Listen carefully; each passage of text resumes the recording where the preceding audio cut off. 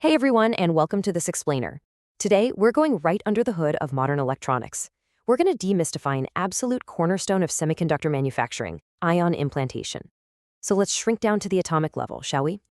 Okay, let's dive into this. So here's the fundamental challenge we face in semiconductor engineering. Intrinsic, pure silicon, it's actually pretty useless on its own. It's essentially an insulator.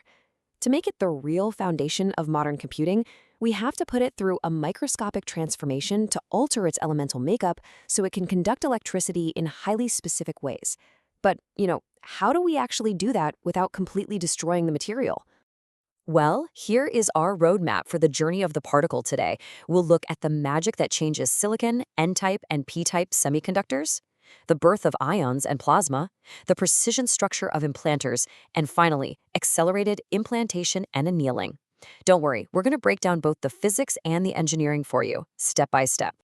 All right, Section 1, the magic that changes silicon, adding impurities with purpose. To make a chip actually work, we literally have to intentionally introduce very specific impurities into the silicon.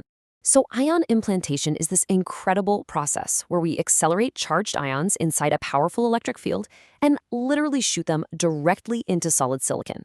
Think of it like physically embedding new atoms right inside the crystal lattice of the silicon to alter its electrical properties. And the absolutely crucial part here is that we can precisely change those properties. Because we control that electric field, we control exactly how deep these ions go and in what exact concentration. We aren't just, guessing here.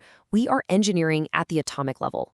Moving on to Section 2, N-type and P-type semiconductors, the yin and yang of microchips. This is where the real magic of computing actually begins, with two very specific flavors of semiconductors. And this brilliantly illustrates the duality we're talking about. These are the two types of semiconductors we absolutely need to build a functioning circuit. First, we've got N-type, or negative type. We create this by shooting group 5 elements, like phosphorus or arsenic, into the silicon. Now, because these atoms have 5 valence electrons, they replace a 4-electron silicon atom and leave one extra free-floating electron. That extra electron gives it a negative charge. Then we have P-type, or positive type.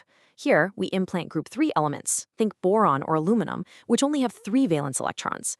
This actually creates an empty space, or a hole, where an electron is missing, and those holes act as positive charge carriers. By placing N-type and P-type materials right next to each other, we create the microscopic switches, transistors, that literally process every single piece of digital data in your life. Section 3. Birth of ions and plasma, creating the ammunition. Let's really shift into the journey of the particle now, starting with where these atomic projectiles are actually born. It all starts right here in the plasma chamber. I want you to imagine a completely sealed storm cell operating at an extreme vacuum. Sometimes we're talking as low as 1/10,000,000th of atmospheric pressure.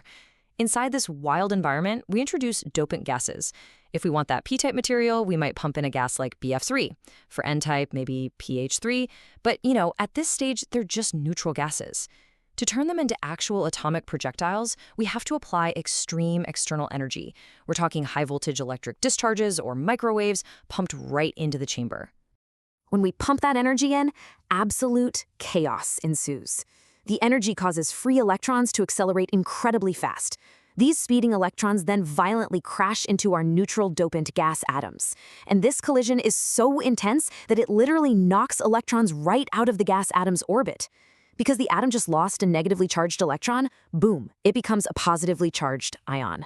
So now we've got this glowing, swirling soup of positive ions, free electrons, and neutral particles. This is plasma. And from this massive storm, we extract our positively charged ions to use as our ammunition. Up next, Section 4. Precision structure of implanters, the microscopic sniper rifle. We're moving from that plasma storm to the massive machine that controls it. Building the perfect delivery system is basically like designing an incredibly precise atomic obstacle course. Our ion starts at the ion source, where the plasma is generated and formed into a beam. But it can't just go straight to the silicon. No way. First, it has to pass through the mass analyzer to prove it's the exact right element. Then, it hits the accelerator for a massive, and I mean massive, speed boost. Finally, the rotation and scanner systems physically spend and move the silicon wafer so the beam paints it with perfect uniformity. And the whole shebang is overseen by a master control system. Now, what's really interesting about this slide is the magnetic security checkpoint. See, when we create plasma, we don't just magically get the pure boron or phosphorus ions we want. We actually get a pretty messy mix of different molecular fragments. So to ensure absolute purity, we shoot the entire beam through a very powerful magnetic field. That's the mass analyzer. Physics tells us that a magnetic field will bend the path of a moving charged particle based on its mass, right? So the lighter junk atoms bend way too much and just smack into the wall. The heavier junk atoms, they don't bend enough and they hit the other wall. Only our specific, perfectly weighted target ion bends at the exact perfect angle to pass through the exit slit. It's just a brilliant physical security checkpoint. All right, final section.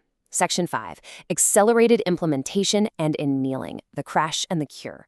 This is the climax of the operation, where the ion is actually fired and the silicon is permanently altered.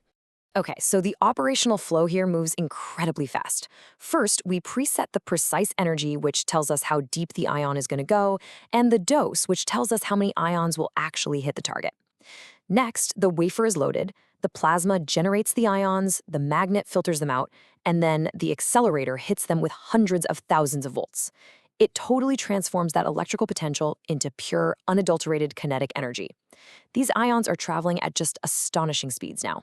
They've effectively become atomic bullets, shot directly into the solid surface of the silicon wafer. Impact. The ion penetrates the surface and violently crashes right through the neat, orderly rows of silicon atoms. It's kind of like a bowling ball just smashing through pins. The ion eventually loses its kinetic energy and comes to a dead stop at the exact depth we calculated. But there is a massive catch here. While the ion has successfully embedded itself, this violent, high-speed collision has totally shattered the beautiful crystalline structure of the silicon lattice. The material is, well, it's completely traumatized. And the newly implanted ion isn't even electrically active yet. It's literally just sitting there in the rubble. So, to resolve this mess, we have to apply the cure. And that cure is annealing. We take this damaged silicon wafer and subject it to intense, very carefully controlled heat, often upwards of 1,000 degrees Celsius. This healing fire gives the silicon atoms the thermal energy they desperately need to vibrate and lock right back into their perfect crystalline grid. And actually, not only does the heat repair the physical damage, but it also allows our newly implanted dopant atoms to comfortably settle into that lattice structure. They start sharing their electrons and officially become electrically active. The transformation is totally complete. I mean, just think about that for a second.